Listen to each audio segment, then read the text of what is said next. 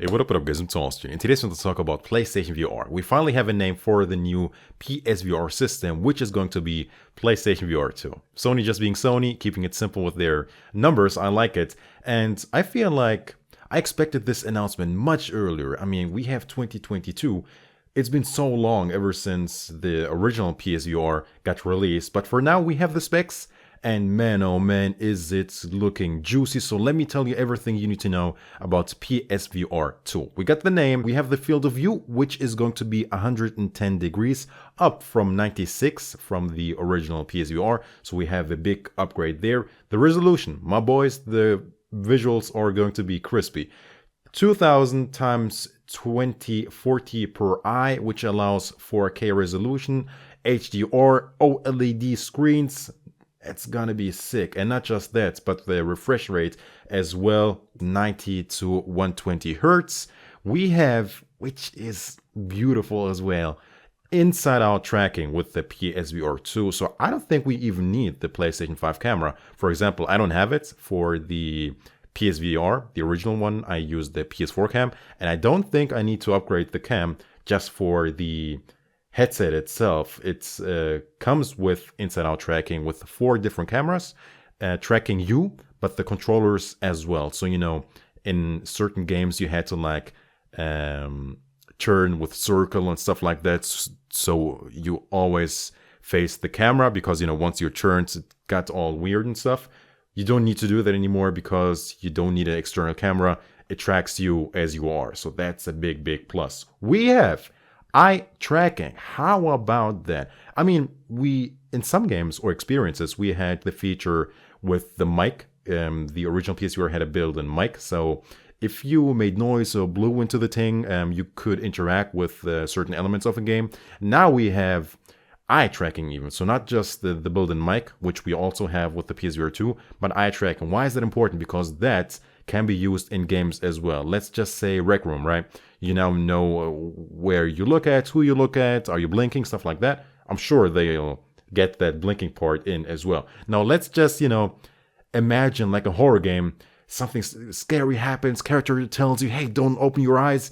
And, you know, once you open your eyes, you get like jump scared or something. That would be so cool, man. I'm very, very sure cool elements like that will be in games as well. Of course, the PSVR headset will make use of PlayStation 3D Tempest audio, I think it's called. So there is no surprise there. Built-in mic, I talked about that. The output audio will be a standard stereo headphone jack, so nothing crazy there. Now, the cable management. There will be a cable, and I know people will be upset about that, but when you think about it, man, 4K resolution at 90 to 120 hertz, it's just not realistic just yet, I think, to have no camera with no lag, no stuttering, all of that. So it is going to be just one cable, a standard USB type C cable, so it can plug directly into the front of your PlayStation 5. And I'm good with that, man. Even with the PlayStation, the original, so the version 1, and PSVR version 1, I was okay with it too. You know, with the processor unit and all of that, the cable broke, not just for me, but for many other people. The updated PSVR 1 was much better when it comes to the cable. It's still crazy, man. People talked about, you know, the headphone jack and the buttons here and there, but they rarely ever talked about the cable. The cable was, I feel like, the significant part of the update of the original PSVR, but, you know, the second update. I hope you can still follow me when it comes to that. It also allows for lens separation, and it says it's adjustable. I'm not quite sure what they mean with that. Do they mean like the IPD setting that you could adjust in the PlayStation menu with the original one? Or maybe there's like a slider or a switcher to adjust it manually? I don't know, but you know, everyone should, you know, it should fit for everyone, be it with the software or, you know, something manually adjustable. The PSVR 2 also allows for foveated rendering for better graphics. Now, this is a bit tricky. This is intense stuff. How to explain this? For them to allow for better graphics, okay, it allows for eye tracking, right? Now, look me in the eyes. You want my eyes to be sharp. You're focusing on my eyes right now. Everything else, the scorpion there, the mic there, it's not that important. So you're not seeing it that sharp. Imagine that And the headset and the PlayStation are doing exactly that. They focus on my eyes right now, make my eyes look better, and everything else gets like, a worse priority, if you know what I mean. This isn't that important, and what you see on the edge of the screen is even less important, but once you look at it, that's got to be sharp.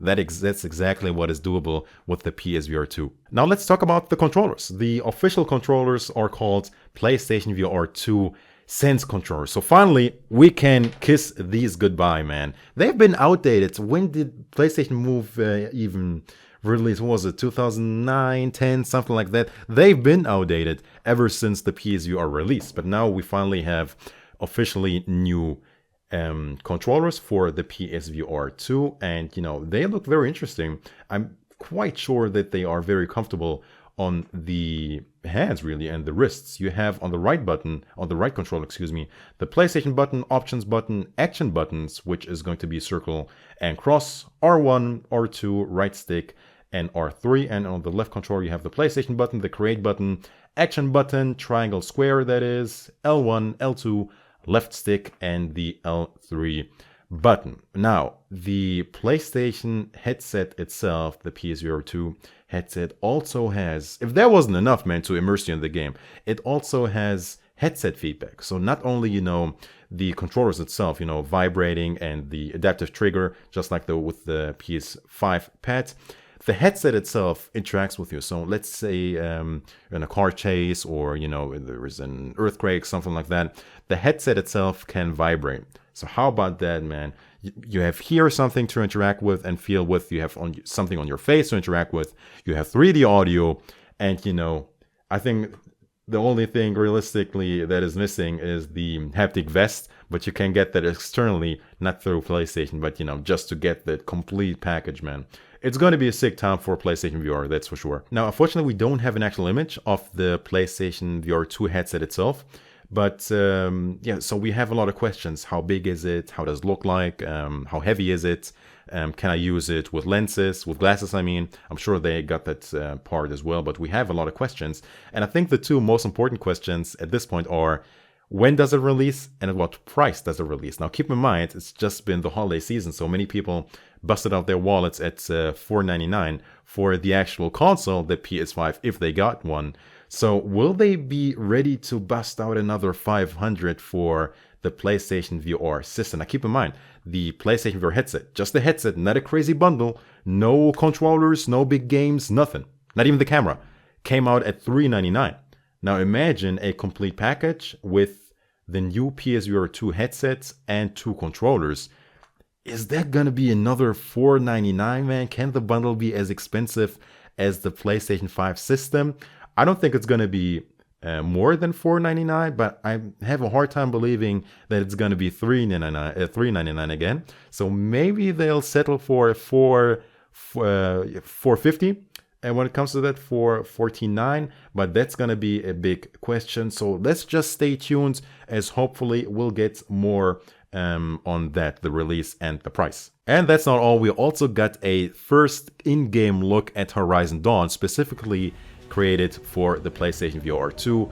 Just a few seconds, but you can just imagine, the feel on the controller, on the headset, as that huge creature is just walking across you. That's gonna be very interesting with all that haptic feedback and all that adaptive response, that's for sure. Now, this is just a theory, but maybe the new controller can actually track your fingers, your palm. Let's just say I'm holding this controller. Maybe, just a theory, the controller can track, what finger I'm using. So let's say if I release the index finger, it's totally possible that it might actually be tracking that and that and that, and just having it in my palm with finger touch detection. I'm not sure if it's just, like the PS5 pad, just a field where I can interact with, or if it's the entire controller. That remains to be seen. So that about sums up everything you need to know about PlayStation VR 2.